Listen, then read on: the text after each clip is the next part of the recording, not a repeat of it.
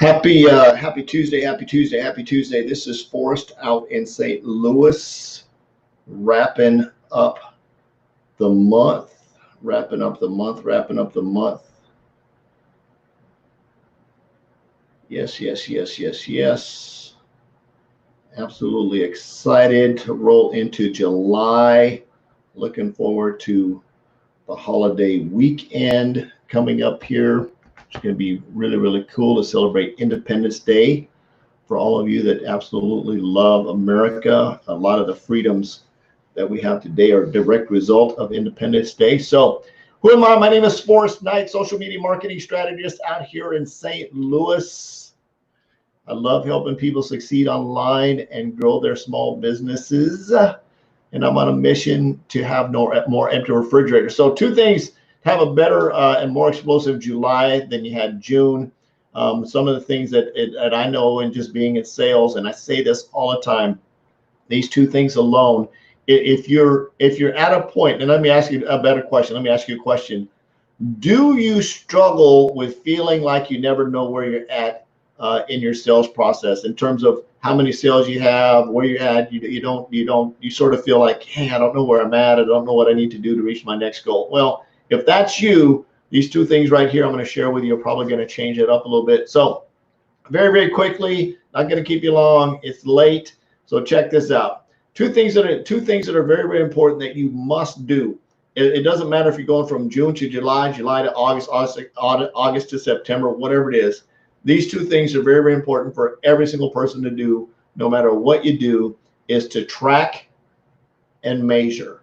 Track and measure. I'll give you an example. One of the sales guys, one of our brand new sales guys, absolutely first full month, went out and just crushed it. Just put in some numbers. I think he did close to 30 units this month, which is absolutely awesome for a first month guy.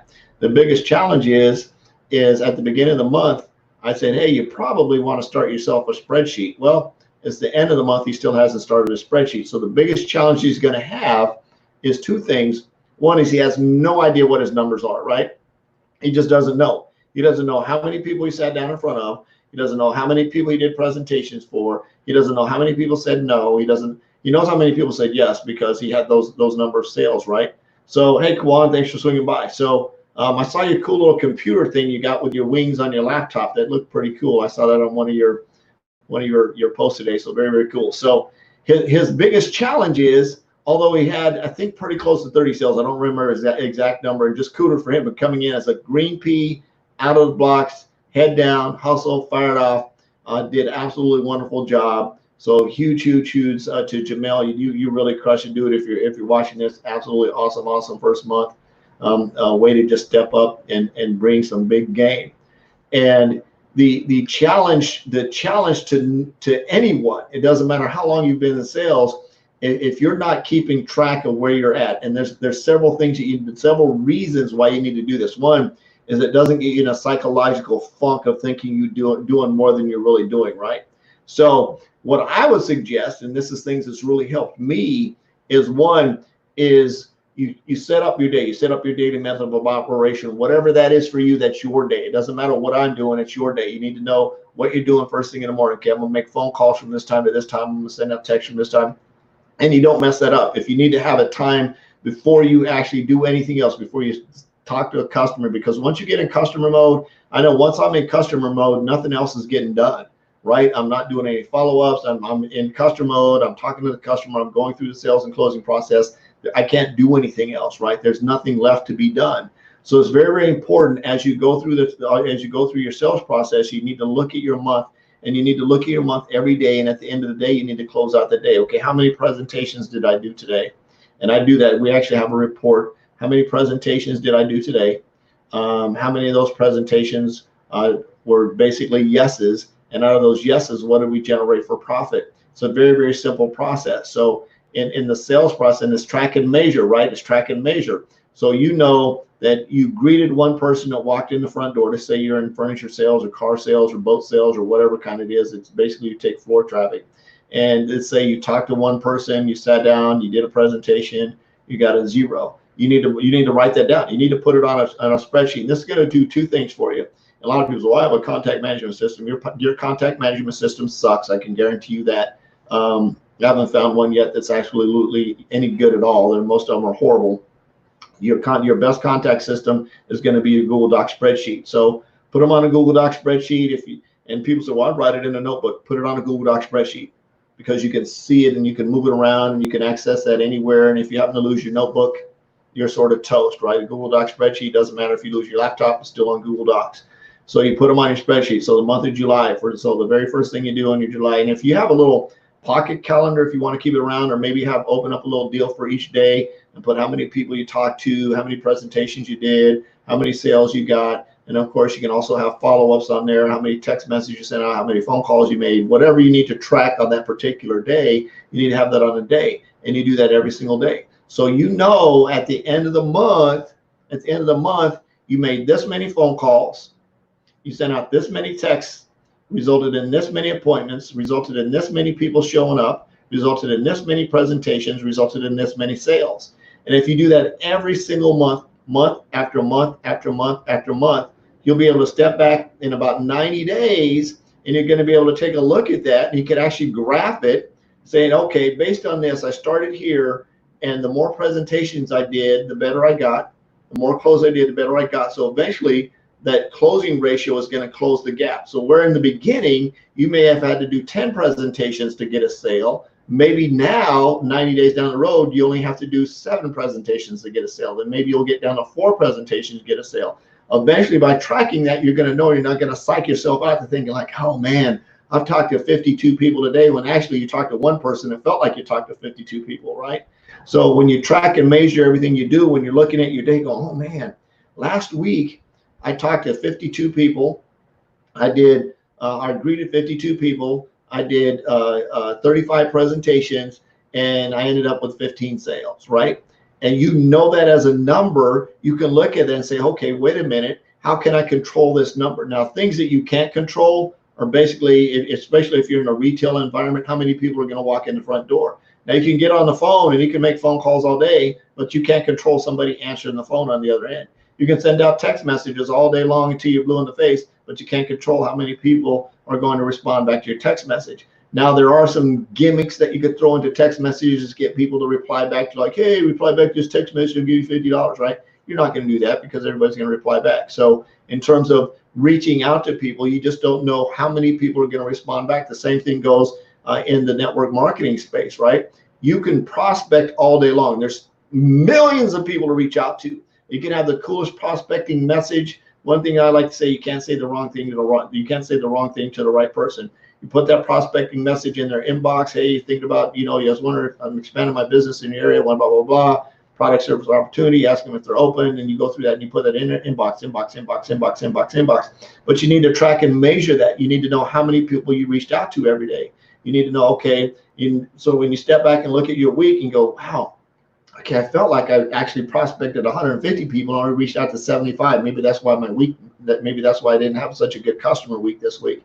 So you can look at that and you can do the ebbs and flows, and you can check yourself because you're tracking and measuring yourself, right?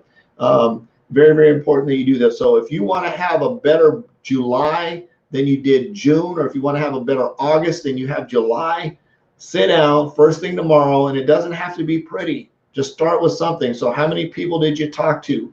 How many people did you greet? How many people did you do a presentation to? How many of those turned into sales? How many emails did you send out? How many phone calls did you make? How many appointments did you make? Out of those appointments, how many people actually showed up to that appointment? Of those appointments that showed up, how many did those close? And if you track that, you're going to have a real number that you can use as your kung fu to get better and improve. If you're talking to 100 people and you're only closing one person, you probably suck, right? I mean, you probably need to adjust something in your presentation, or you got a product, or your breast stinks, or something's wrong with you in that case, right? Because most salespeople, if somebody's coming to them to buy a product and you got it. Now, sometimes it's on them.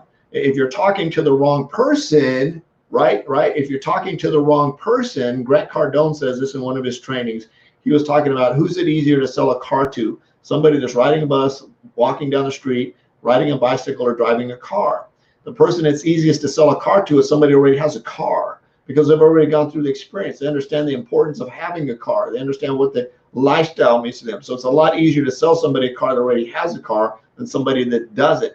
Now, some people are brand new. They're excited because they want to buy a car. It's their first car, so that's a little bit different. But on the average person that's not really excited, maybe it's not their first car, it's a lot easier to sell somebody that already has a car. So when you're doing the presentations, of course, you've got to make sure that you're actually presenting to the right people. If you're trying to sell somebody a car that doesn't have any money, doesn't have a job, then your closing ratio is going to be fat zeros, right? They might say yes all day long, but they can't buy it, right? So you've done presentations. Oh yeah, I had a positive presentation.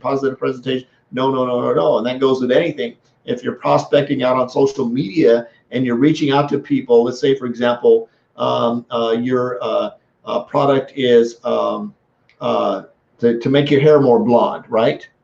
And you're over targeting bald people, right? You're in the bald people group. That's not going to do you any good to target those people and send them messages. Hey, curious if you might be able to take a look at my product that makes your hair more blonde. They don't have hair to make blonde. So when you're reaching out and tracking people you need to make sure that you understand who you're actually presenting to, that's somebody that wants to buy your product. One of the leaders in this space used to say that anybody that has a face is our customer, and that might be true to a certain extent. Anybody that has a face might be their customer. However, to narrow that down, it's anybody that has a discretionary income and the means to pay for their product that has a face could be their customer. So you can market to broke people all day long, but if they don't have a product, and they might say yes all day long, but if they don't have money to buy your product, you're getting nowhere. So very, very important that not only do you track and measure, but you understand that you're doing your presentations to the right person all day long. So I said all that to say this. If you're out there, you don't even have a clue what to do, you don't know what to say to reach out to people, you want to absolutely explode your business, or at least getting it moving in the right place, because you've got to ask somebody to look at your stuff before you can actually do the rest of the stuff, before you can do a presentation. So I would suggest you reach out to me, send me a private message, wherever the message button is on the page here. Shoot me a private message, say, Forrest, can I have your prospecting scripts?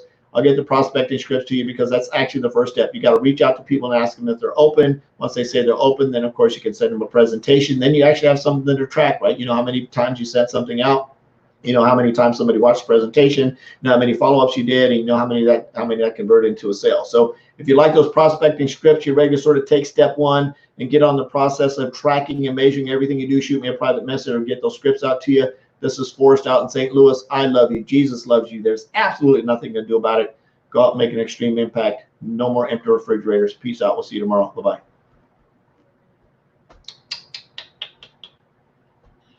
Yep, and broadcast. Yes, and the broadcast.